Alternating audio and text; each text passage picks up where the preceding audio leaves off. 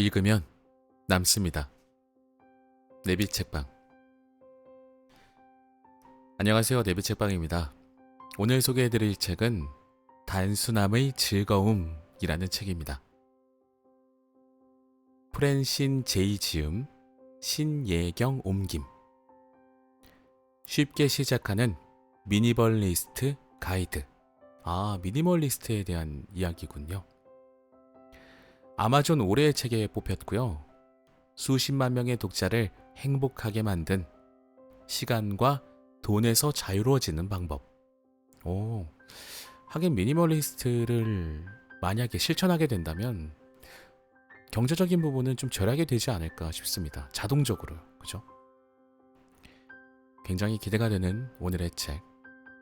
21세기 북스입니다.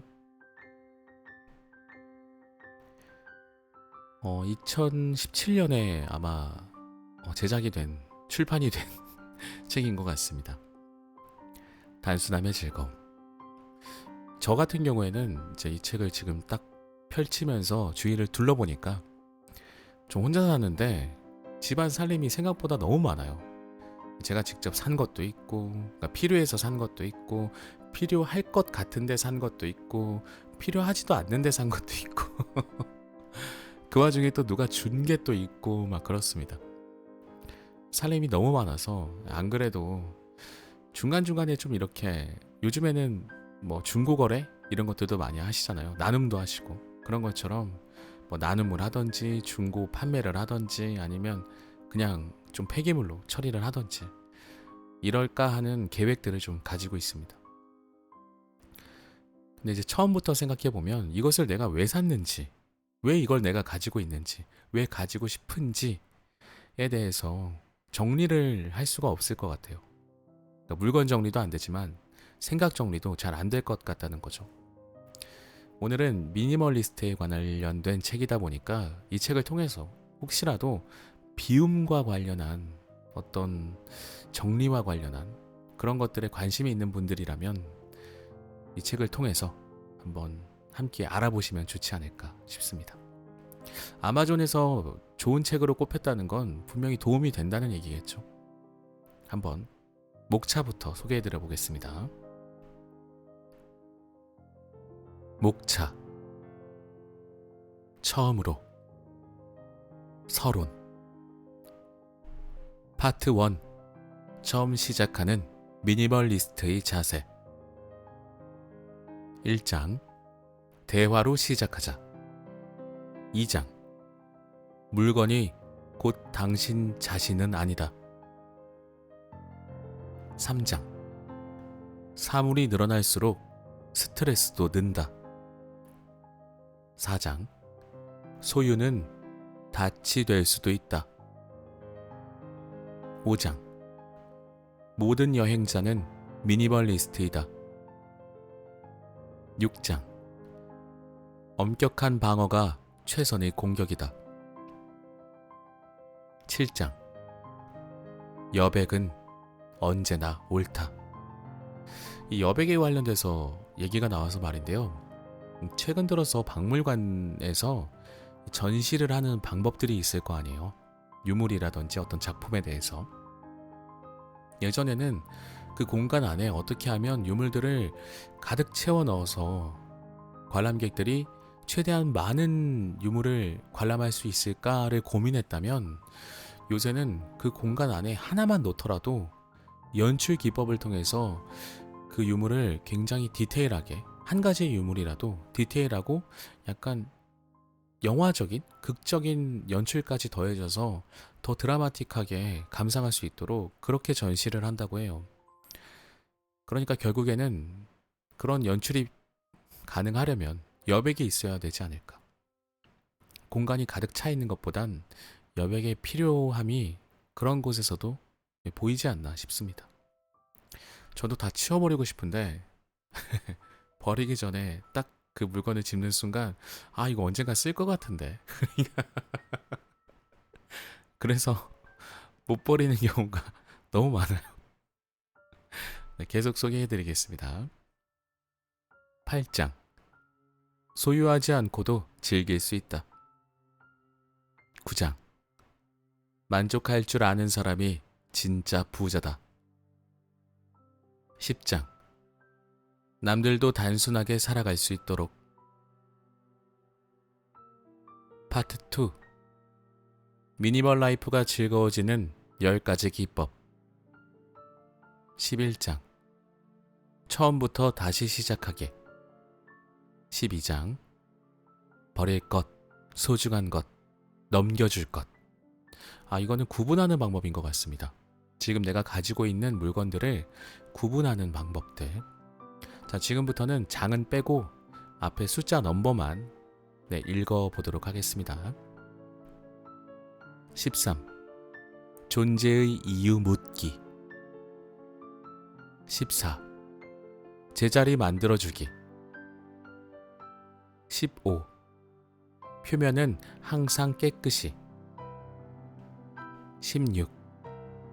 끼리끼리 정리하기. 같은 것끼리 모아두는 거라는 얘기겠죠. 17. 공간에 맞는 한도 정하기. 18. 하나가 들어오면 하나가 나간다. 하나를 사게 되면 하나를 무조건 뺀다는 것 같아요. 19. 필수품만으로도 풍요롭게. 필수적인 용품만으로 풍요롭게 살 수 있다. 20. 날마다 실천하기. 파트 3.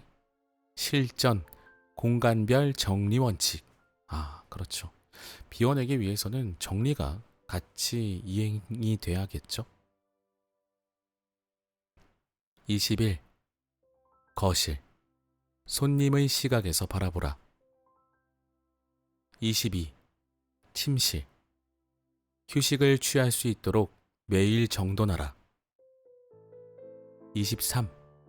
옷장, 자신에게 어울리는 스타일을 먼저 파악하라. 24. 서재, 세분화하여 공간의 생산성을 높여라. 25. 주방, 요리는 탁 트인 공간에서 더욱 맛있어진다. 26. 욕실, 위생을 위해 표면은 항상 깨끗이. 27. 창고, 잡동사니 공간이 아닌 주거 공간으로 접근하라. 28. 없애버리기 힘든 것들, 물건 안에 깃든 마음이 더 오래가는 법이다. 파트 4. 모두가 행복해지는 미니멀리즘. 29. 가족과 함께하는 미니멀 라이프. 30. 세상을 바꾸는 변화의 시작. 결론, 감사의 말. 이렇게 목차가 구성이 되어 있습니다. 목차를 좀 살펴보면 미니멀리스트로서 살기 위해서, 미니멀리스트가 뭔지 일단 설명이 좀 되는 것 같고요. 그리고 미니멀리스트로 살기 위해서 내가 어떤 상태가 되어 있어야 하는지, 그 다음에 미니멀리스트가 되기 위해서 할 수 있는 방법들을 좀 세분화해서 자세하게 알려주시는 것 같네요. 특히 이게 당장 버리는 것에만 초점이 맞춰져 있는 것이 아니라 정리하는 것까지 잘 알려주시는 것 같아서 집안 살림을 직접 하시는 분들이 계시다면 저처럼요 도움이 될 수 있는 내용들이 가득 담겨 있는 것 같습니다. 자, 그러면 이제 본문으로 들어가 보도록 하겠습니다. 놓아주어라, 민들레를 부는 아이처럼. 단 한 번의 숨결에 절묘한 가벼움과 헤아릴 수 없는 즐거움이 담겨 있다. 서론. 가진 물건이 적을수록 더 행복해질 거라는 말을 듣는다면 어떤 생각이 들까? 아마 당신은 정신 나간 소리쯤으로 치부할 것이다. 그렇지 않은가? 날마다 어디를 가든 그와 정반대의 메시지를 수없이 듣기 때문이다. 이걸 사면 더 예뻐질 거예요. 이걸 가지면 더 성공할 거예요. 이걸 얻으면 무한정 행복해질 거예요. 글쎄, 우리는 이미 여러 가지 물건을 구매해 본 경험이 있다. 그들의 말처럼 그럴 때마다 하늘을 둥둥 떠다니는 기분이 들었나?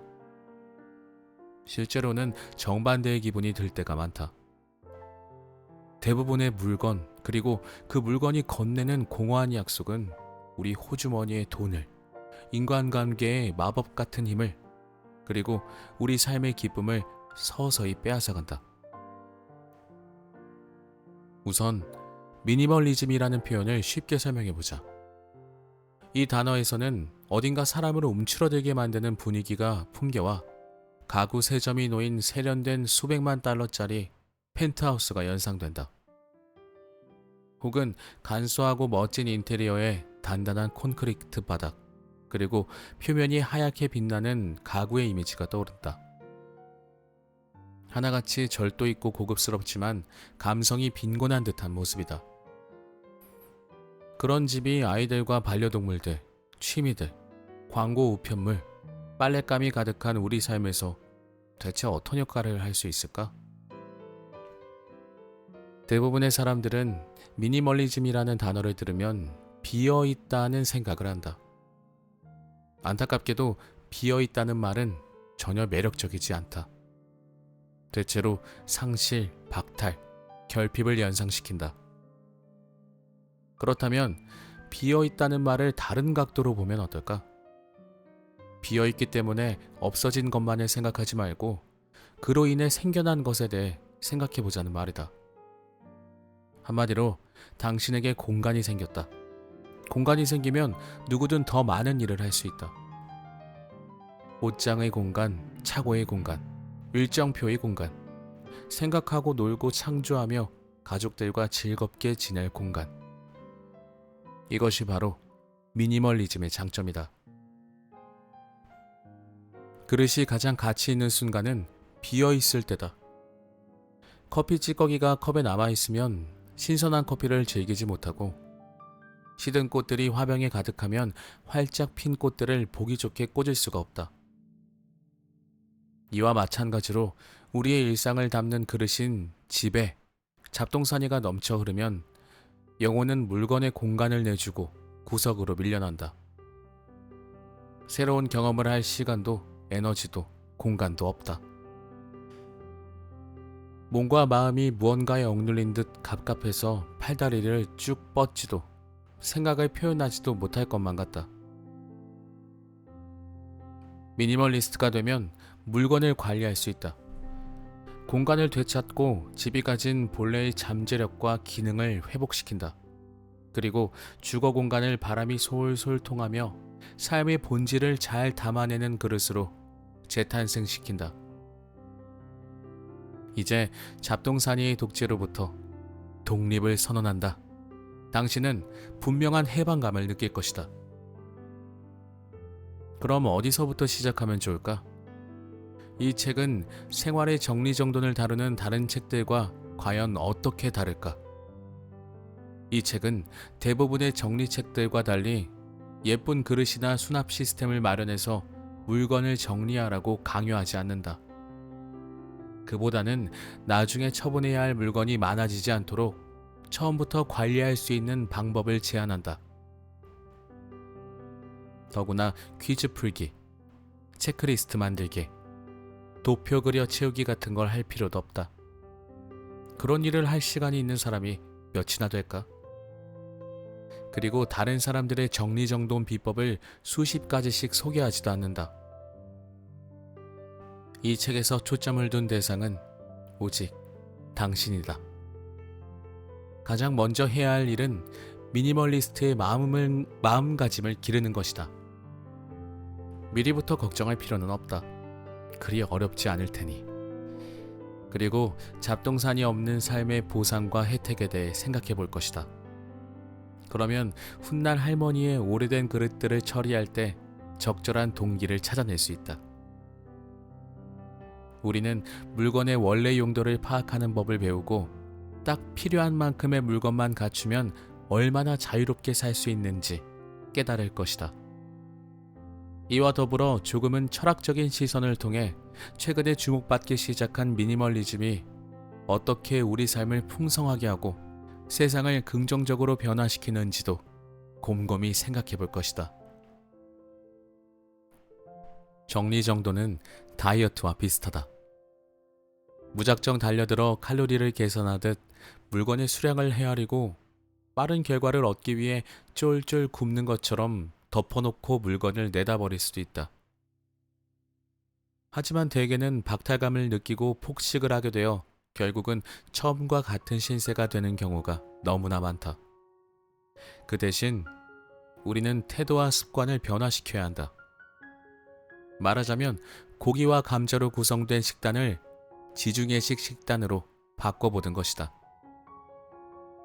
미니멀리스트의 마음가짐을 기르면 지금 가지고 있는 물건과 앞으로 우리 삶에 들여올 물건을 결정하는 방법이 완전히 달라진다. 단기적인 해결책 대신 새롭고 근사한 삶의 방식을 장기적으로 유지할 수 있다. 우리의 정신과 마음을 워밍업하고 나면 간소한 삶의 비법, 즉 잡동사니 없는 집을 만들고 관리하는 가장 효과적인 10가지 방법을 배울 것이다. 이 부분에서 즐거움이 시작된다. 우리는 모든 서랍, 모든 옷장, 모든 방을 새롭게 꾸미기 시작하고 물건 하나하나가 가정에 긍정적으로 기여하도록 만들 것이다. 모든 물건을 적절한 장소에 두고 물건 수를 꾸준히 줄여 앞으로 물건이 다시 쌓이지 않도록 시스템을 구축할 것이다. 이런 방식이 몸에 익으면 우리는 잡동사니를 영원히 물리칠 수 있다. 공간에 따라 정리하면서 느끼는 어려움은 제각각이다. 그러므로 방 하나하나를 차례로 살펴보며 보다 구체적인 문제 해결법을 탐구하기로 하자. 가장 먼저 거실을 우리가 여가를 보내고 다양한 활동을 하는 유연하고 역동적인 공간으로 바꾼다. 그런 다음 침실로 넘어가 과한 부분을 덜어내고 우리의 지친 영혼을 위한 평화로운 오아시스로 재단장할 것이다. 우리의 목표는 마음을 차분히 가라앉히고 활기를 되찾아주는 잡동사니 없이 깨끗한 공간을 만드는 것이다. 대부분의 사람들이 터질 듯 꽉 찬 옷장으로 골머리를 앓고 있으므로 한 파트를 할애해 옷장 문제를 다룰 생각이다. 이건 저도 너무 필요한 부분입니다. 옷장. 저는 옷이 많지 않다고 생각했는데 집에 오시는 분들마다 다 옷이 많대요. 장담컨대 지금 가진 옷의 일부만 남겨두어도 당신은 근사해 보일 것이다. 그 다음에 제대로 발동이 걸리면 서류 관리에 뛰어들어 물건이 집 안으로 유입되는 양을 완전히 줄일 것이다. 다음으로 주방을 예리한 눈으로 살펴보자.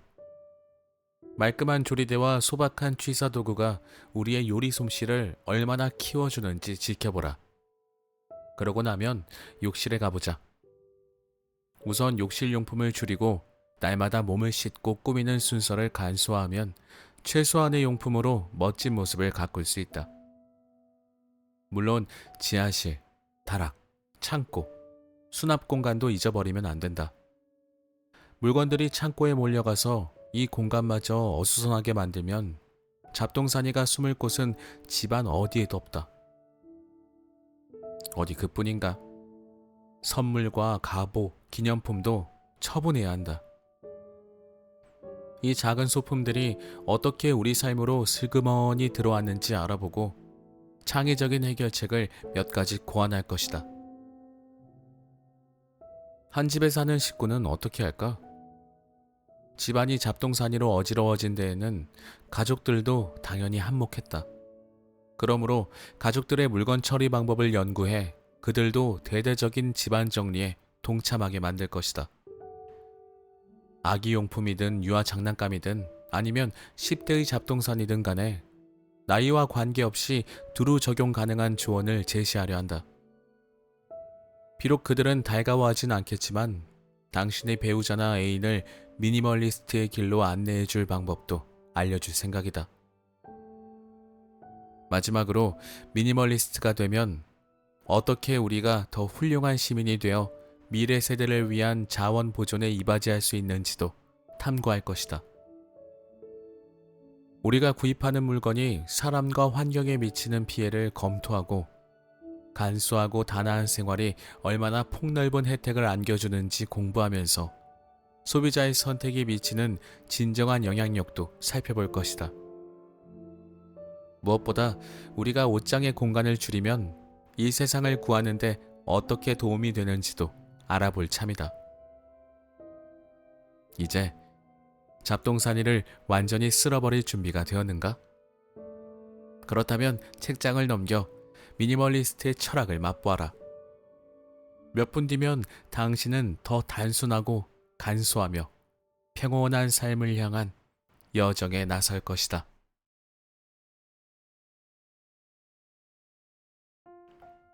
파트 1. 처음 시작하는 미니멀리스트의 자세.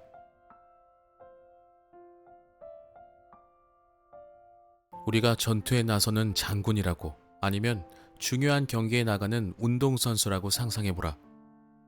최고의 능력을 발휘하기 위해서는 눈앞의 도전에 대비해 정신무장을 해야 한다. 이제 우리의 성공 비결인 미니멀리스트의 마음가짐을 기를 때가 되었다.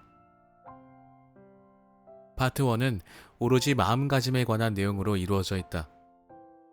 물건을 통제하는 방법에 대해 배우기 전에 우리는 물건의 본질을 분명히 파악하고 그 용도가 무엇인지 자세히 살핀 다음 그것이 우리 삶에 어떤 영향을 미치는지 검토할 것이다. 이 원칙들을 세우면 우리는 물건을 집에서 더 쉽게 내보내고 현관 문턱을 넘어오는 물건들을 더 많이 막을 수 있다. 무엇보다 물건이란 우리에게 도움이 되라고 존재하는 것이지 그 반대가 아니라는 것을 깨달을 것이다.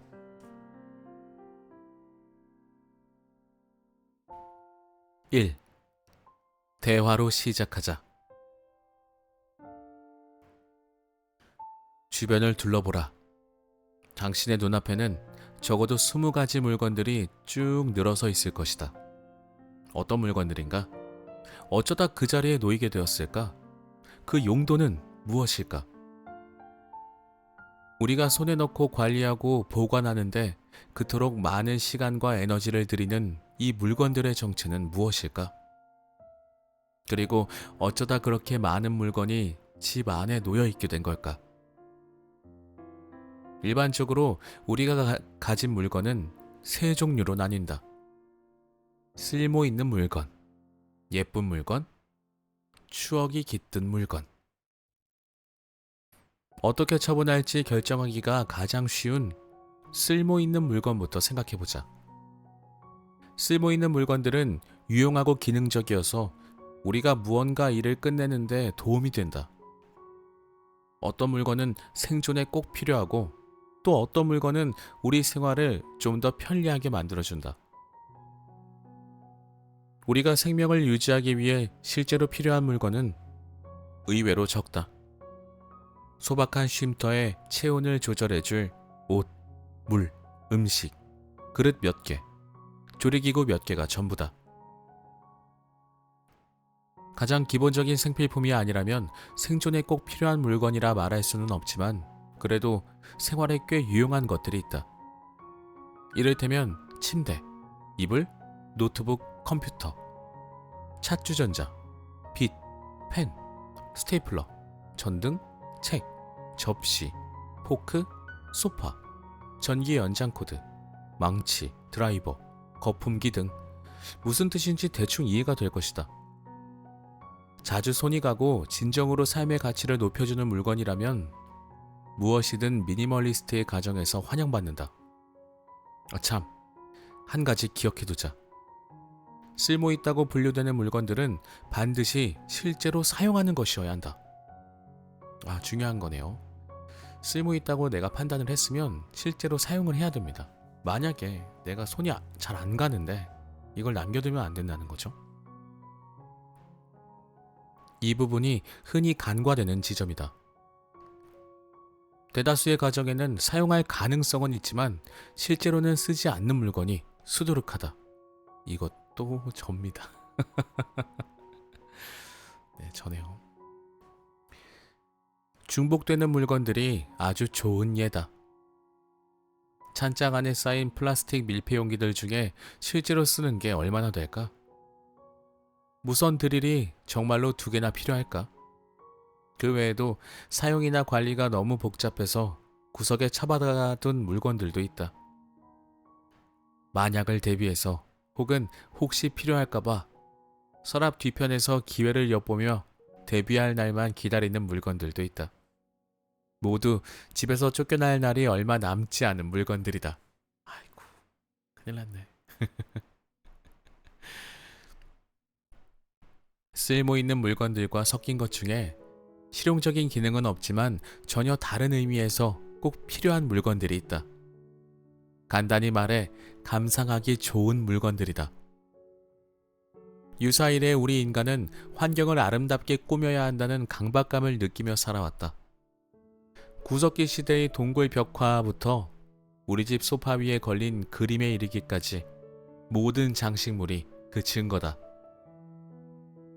심미적 감상은 우리의 정체성을 나타내는 중요한 부분이며 반드시 인정해 주어야 한다.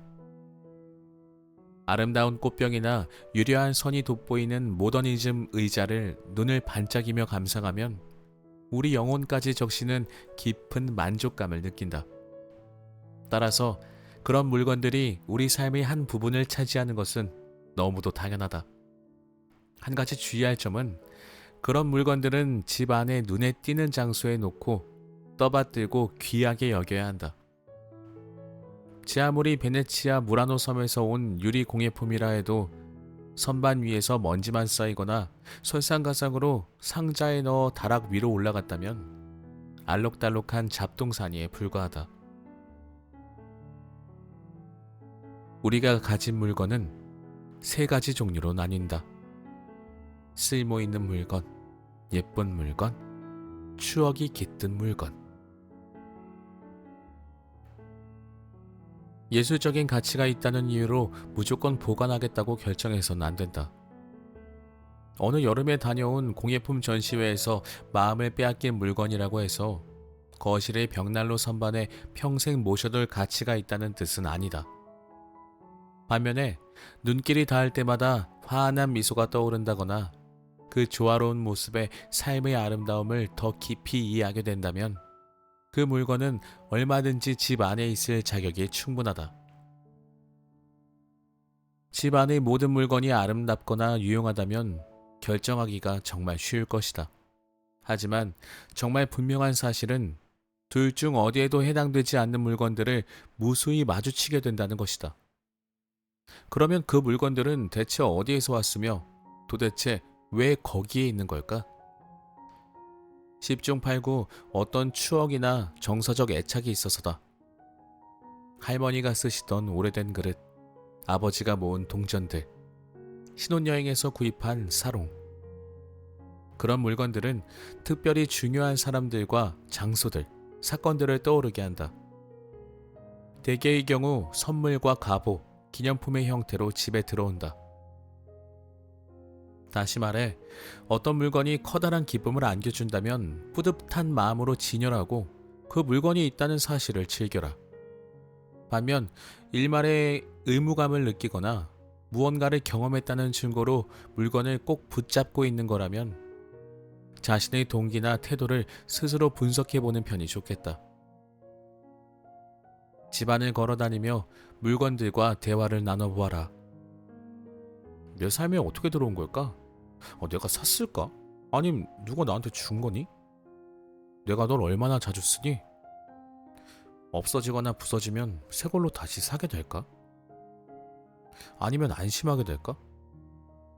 애초에 내가 정말로 원했을까? 이 질문들에 솔직하게 대답하라. 이 질문들을 던지다 보면 물건의 하위 카테고리가 존재한다는 걸 알게 될 것이다. 그중 하나는 다른 물건의 물건이다. 말하자면 어떤 물건은 자연스레 다른 물건들을 늘어나게 만든다는 말이다. 액세서리, 설명서, 청소도구, 혹은 그 물건에 어울리고 그 물건을 진열하고 그 물건을 담아두며 그 물건을 고치는 데 필요한 물건 등등. 이렇게 되면 잡동사니를 한 무더기 버리게 될 가능성이 크다. 한 가지 물건을 버리면 내다 버릴 물건들이 꼬리에 꼬리를 물고 생겨나니까. 두 번째 하위 카테고리는 다른 사람들의 물건이다.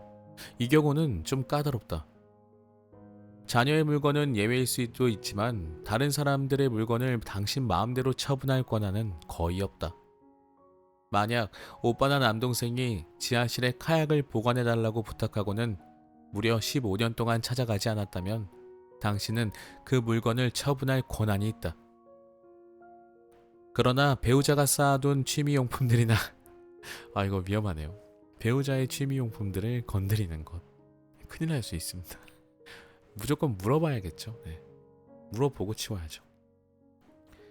당신이 사춘기 시절 사용하던 낡은 비디오 게임을 처분할 때에는 좀 더 요령이 필요하다. 당장은 그냥 집 안을 어슬렁어슬렁 돌아다니면서 물건들을 잘 파악해두면 된다. 저건 쓸모가 있고 저건 예쁘고 저건 다른 사람 거네. 아직 치우지 못한 잡동사니는 걱정하지 마시게. 금세 정리하게 될 테니. 물론 쓸모없거나 못생겼거나 정체불명의 물건을 만나거든 망설이지 말고 먼저 시작해라. 집에서 쫓아내라.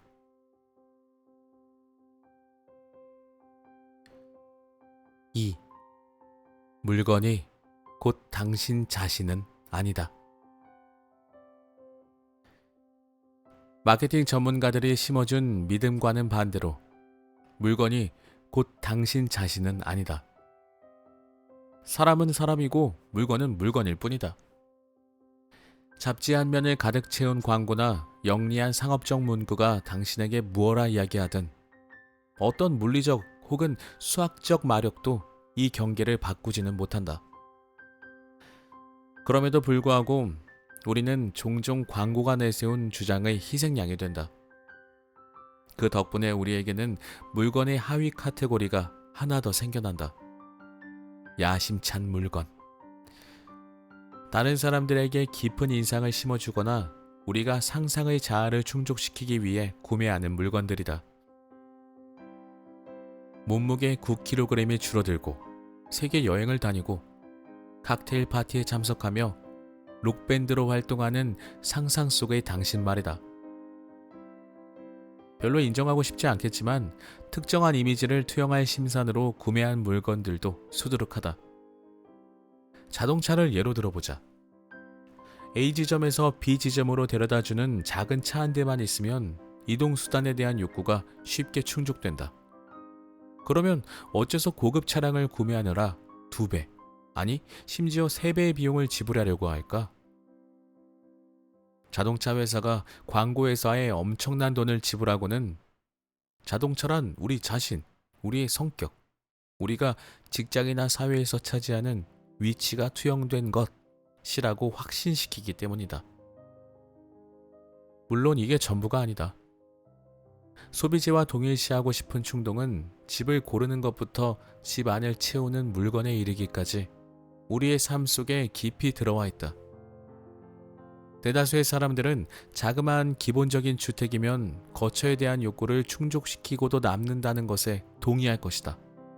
그러나 야심찬 마케팅은 우리에게 개인 욕실이 딸린 커다란 안방, 자녀들 각자의 침실, 남성용 욕실과 여성용 욕실, 전문가 수준의 도구가 갖추어진 주방이 필요하다고 명령한다. 그런 것을 갖추지 못하면 우리는 아직 성공하지 못한 셈이다. 집의 평수가 지위의 상징이 되고 더 커진 집을 채우기 위해 자연스레 더 많은 소파와 의자, 테이블, 장식품을 비롯해서 그 밖의 물건들이 필요해진다. 오늘날 같은 매스미디어 세상에서 미니멀리스트가 되기란 쉽지 않다. 광고 회사들은 물질적 재산이 성공의 척도라는 메시지를 끊임없이 쏟아붓는다. 그들은 지위를 얻으려고 힘들게 고생하지 말고 돈으로 사면 훨씬 쉽다는 상술로 소비자를 현혹한다. 다다익선, 성공한 것처럼 행동하면 실제로 성공한다. 옷이 사람을 만든다 등의 표현을 얼마나 많이 들어보았는가? 이런 표현들은 물건을 더 많이 가지면 더 행복해진다고 이야기한다. 실제로는 물건이 많아지면 머리가 더 아프고 빚만 늘어나는 경우가 많은데도 말이다. 어떤 물건이든 구매하면 누군가에게는 분명히 이득이 된다. 하지만 그게 우리는 아니다. 솔직히 말해 어떤 상품도 우리를 다른 사람으로 만들어주지 못한다. 값비싼 화장품을 바른다고 우리가 슈퍼모델이 되지도, 근사한 가드닝 도구가 있다고 없던 원예 재능이 생기지도, 고급 카메라가 있다고 유명 사진작가로 변신하지도 않는다.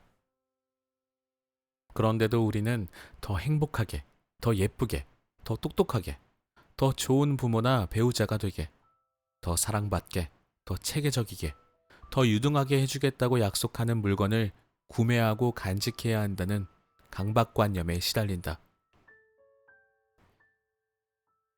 오늘날 같은 매스미디어 세상에서 미니멀리스트가 되기란 쉽지 않다. 하지만 이렇게 생각해보라. 이 물건들이 처음에 한 약속을 아직 지키지 못했다면? 이제는 우리 손에서 떠나보낼 때가 된 것 아닐까? 이와 마찬가지로 소비재는 경험을 대신하지 않는다. 가족들과 좋은 시간을 보내길 원한다면 캠핑 장비, 스포츠용품, 물놀이 장난감으로 창고를 가득 채울 필요가 없다. 산더미 같은 뜨개실, 가득 쌓인 요리책, 몇 상자씩 되는 미술용품이 있다고 훌륭한 뜨개의 솜씨, 전문가 수준의 요리 실력, 천재적인 창의성이 자동적으로 생겨나는 것은 아니다. 우리를 기쁘게 하고 개인적으로 성장시키는데 극히 중요한 것은 물질이 아니라 활동 그 자체다. 중요한 말이 나왔네요. 우리를 기쁘게 하고 개인적으로 성장시키는데 제일 중요한 게 물질 그 자체가 아니라 활동 그 자체라고 정리를 해주셨습니다. 또한 우리는 과거의 물건과 자신을 동일시하며 과거에 어떤 사람이었는지 혹은 어떤 성과를 올렸는지 입증하기 위해 어떤 물건을 끝끝내 버리지 못하기도 한다. 치어리더 유니폼, 학교나 팀 이름이 새겨진 스웨터, 수영대회 트로피, 오랫동안 잊고 지낸 대학 수업에서 쓰던 공책을 여전히 가지고 있는 사람이 얼마나 많은가? 우리는 성취의 증거라는 말로 그런 물건들을 간직하는 것을 합리화한다. 하지만 이 항목들은 다른 사람에게 당신의 능력을 증명해 주지 못한다. 자신이 가진 물건을 비판적인 눈길로 검토해보라. 우리 과거를 기념하고 미래에 대한 희망을 대변하며 상상의 자아에게 필요한 물건이 얼마나 많은지 알게 된다면 깜짝 놀랄 것이다. 안 됐지만 이런 물건에 공간과 시간, 에너지를 너무 많이 바치면 우리는 현재를 살아가지 못한다. 기억과 꿈, 야망은 물건이 아니라 우리 내면에 담겨 있다는 걸 기억해야만 한다.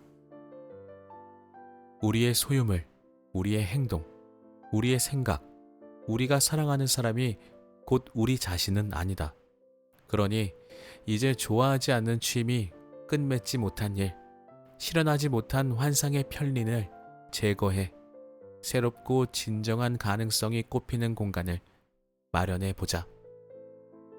야심이 담긴 물건들은 가상의 삶을 위한 소품에 지나지 않는다.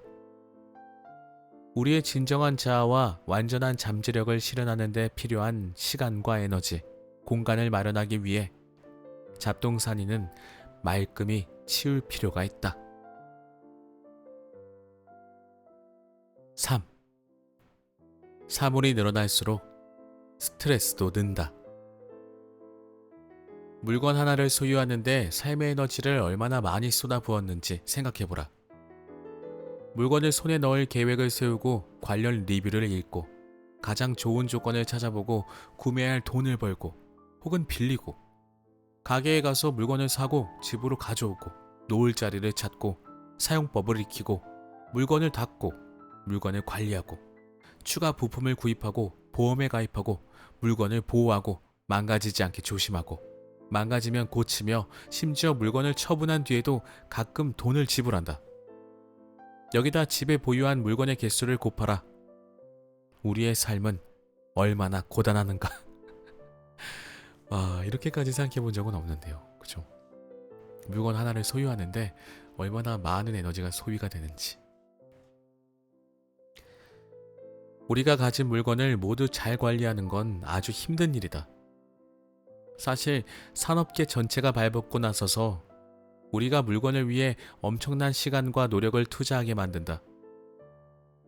기업들은 물건을 하나 만들면 그에 맞는 전문 청소용품까지 팔아 돈을 벌어들인다. 의류용 세제, 은제품 광택제, 가구용 왁스, 전자제품용 먼지 제거 스프레이, 가죽용 유연제 등 보험회사는 자동차나 보석, 미술품이 손상되거나 도난당하지 않을까 하는 기대를 품고 번창한다. 자물쇠 제조업자, 경비업체, 금고 생산업체들은 우리의 물건이 도둑맞지 않도록 지켜주겠다고 약속한다. 물건에 시간과 돈, 에너지를 온통 쏟아붓고 나면 우리가 물건을 소유한 게 아니라 마치 물건이 우리를 소유한 듯한 기분이 들기 시작한다. 우리가 물건 때문에 얼마나 많은 스트레스를 받는지 좀 더 자세히 들여다보자. 어느 날 가게나 광고에서 어떤 물건을 발견하고는 그 물건 없이 지금껏 어떻게 살아왔는지 문득 상상이 가지 않을 때가 있다. 이웃 사람도 가지고 있고 언니도 선물로 받았으며 직장 동료도 지난주에 샀는데 세상에 그 물건이 없는 사람이 지금 나 혼자인 거야? 상대적 박탈감이 불쑥 고개를 쳐든다. 그 다음에는 이 물건을 어떻게 손에 넣을까 고민하느라 스트레스를 받는다. 가장 저렴한 정보를 찾아야 하니까요. 안타깝게도 우리에게는 그 물건을 선물해줄 사람이 없으므로 직접 구매해야 한다. 여러 상점을 돌아다니며 아니면 각종 인터넷 쇼핑몰을 뒤져 가격을 확인하고 혹여 세일에 들어가지 않을까 기대한다. 당장 구입할 형편이 전혀 안 된다는 건 알지만 지금 갖고 싶다. 그래서 현금을 탈탈 털거나 초과 근무를 하거나 신용카드로 구입하면서 나중에 대금을 낼 수 있기를 희망한다. 마침내 물건을 구매하는 영광스러운 날이 온다. 결국 나의 것이 되었다. 태양은 밝게 빛나고 새들은 노래하고 온갖 스트레스가 눈 녹듯 사라진다. 그렇지 않은가? 다시 한번 생각해보자. 물건을 사느라 돈을 많이 썼으니 앞으로 세심한 관리가 필요하다. 새로운 물건만 손에 넣은 게 아니라 책임도 잔뜩 지게 되었다. 먼지와 더러움이 기능을 저해하고 수명을 줄일지도 모르므로 물건은 반드시 정기적으로 닦아주어야 한다. 아이들과 동물들이 건드리지 못하는 곳에 보관해야 한다. 우리가 직접 사용할 때에도 깨뜨리거나 망가뜨리거나 더럽히지 않도록 특별히 주의를 기울여야 한다. 듣다 보니 정말 말도 안 되는 일이 아닌가? 새 차를 산 뒤로 주차장 끝자리에 주차한 적이 몇 번인가? 긁히거나 움푹 파인 곳을 발견하고 하루를 망친 적이 몇 번인가? 값비싼 실크 블라우스에 토마토 소스가 튀었을 때는 어떤 기분이 들었는가? 새로 산 물건이 어딘가 잘못되면 우리는 어떻게 고칠까 생각하며 스트레스를 받는다. 조언을 구하려고 인터넷을 검색하거나 설명서를 자세히 들여다본다. 밖으로 나가서 수리에 필요한 적당한 도구나 교체품을 구입한다. 그래도 고치지 못하면 물건을 들고 수리점으로 간다. 아니면 어떻게 해야 할지, 아니 어떻게 하고 싶은지 대책이 서지 않아 일처리를 미루기도 한다. 물건은 구석이나 옷장, 창고에 가만히 놓인 채 우리의 가슴을 짓누른다. 물건이 망가진 게 아니라 그저 실증이 났을 수도 있다. 어떤 경우든 우리는 그 물건에 그토록 많은 시간과 돈을 쏟아붓는데 죄책감이 들어 마음이 불편하다. 나중에 광고를 보면 완전히 다른 물건에 마음을 빼앗긴다. 심지어 이번 물건은 저번보다 한결 더 흥미롭다. 오늘날 우리는 늘 시간에 쫓기는 듯하다. 아마도 물건 탓일 것이다. 잠시 숨을 돌리고 우리가 청소년 시절에 얼마나 근심 걱정 없이 행복했는지 추억에 잠겨보자. 단순한 우연의 일치가 아니라 그때가 물건을 가장 적게 가지고 있었던 시기일 것이다. 아, 그렇네요, 진짜. 몇 개밖에 없었으니까요. 내가 정말 가지고 싶은 게. 당시의 삶은 한결 단순했다. 담보대출도, 자동차 할부금도, 보험에 들 모터보트도 없었으니까. 배우고 살아가며 즐겁게 지내는 것이 우리가 가진 물건보다 훨씬 더 중요했다. 세상에는 무한한 기회가 열려 있었고 무엇이든 가능했다. 이제 미니멀리스트가 되면 그런 기쁨을 다시 붙잡을 수 있다. 이제 미니멀리스트를 통해서 아예 삶의 방향성이 바뀔 수 있다라고 말씀을 해주시고 있습니다. 어떤 기대감이 드네요. 읽다 보니까 실제로 그렇게 될 것만 같은 그런 희망이 막 생깁니다. 4. 소유는 닻이 될 수도 있다. 평생 한 번뿐일 근사한 기회가 찾아왔는데 그 기회를 잡기 위해 대륙을 횡단해 멀리 떠나야 한다면 어떻게 하겠는가? 한껏 들떠서 계획을 세울 텐가? 아니면 집 안을 둘러보고 시간 안에 짐을 다 챙겨서 갈 수 있을지 걱정하겠는가? 짐을 수천 킬로미터나 옮겨갈 생각을 하니 절망스러운가? 물건은 닻이 될 수 있다. 왜 닻에 비교를 했나 했더니 이런 의미였네요. 물건 때문에 내 삶이 묶여버리는 거죠. 이 장소에. 우리를 얽매고 새로운 대상에 관심을 돌리거나 새로운 재능을 개발하지 못하게 한다. 인간관계와 직장에서의 성공, 가족끼리 보내는 시간을 방해하기도 한다. 우리의 에너지와 모험심을 고갈시킬 수도 있다. 손님을 맞기 어려울 정도로 잡동사니가 널려 있어서 초대를 미룬 적이 있었는가? 신용카드 대금을 갚기 위해 초과 근무를 하느라 아이의 축구 시합을 보지 못했는가? 집을 봐줄 사람이 아무도 없어서 외국에서 보낼 휴가를 포기했는가? 안타깝지만 서랍과 바구니, 상자에 물건을 꾹꾹 채워 넣어도 별 효과가 없다. 당신이 머무는 방 안의 물건들을 모두 둘러보아라. 각각의 물건, 하나하나의 제품을 당신 몸에 긴 밧줄로 꽁꽁 묶어두었다고 상상하라. 어떤 물건은 팔에, 어떤 물건은 허리에, 어떤 물건은 다리에 묶여있다. 이제 일어나서 움직여보자. 온갖 물건들이 당신 뒤쪽으로 매달려 질질 끌리며 쨍그랑 소리를 낸다. 움직이기가 그리 쉬워 보이진 않는다. 어쩌면 그리 멀리 가거나 대단한 뭔가를 할 수는 없을 것이다. 얼마 지나지 않아 당신은 움직이기를 포기하고 그냥 제자리에 있는 편이 한결 쉽다고 생각할 것이다. 이 장면을 깨끗하고 환하며 가구가 많지 않은 방과 비교해보라. 그런 공간에서는 몸이 가볍고 자유로우며 무한한 가능성이 느껴진다. 물건들로 인해 부담감을 느끼지 않으면 우리는 활기가 넘치고 무엇이든 할 준비가 된 기분이 든다.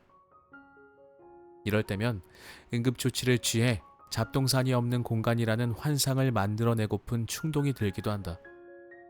그냥 대형마트에 얼른 들러 작은 용기들을 몇 개 집어들고 당장 그 미니멀리스트의 방을 만드는 것이다.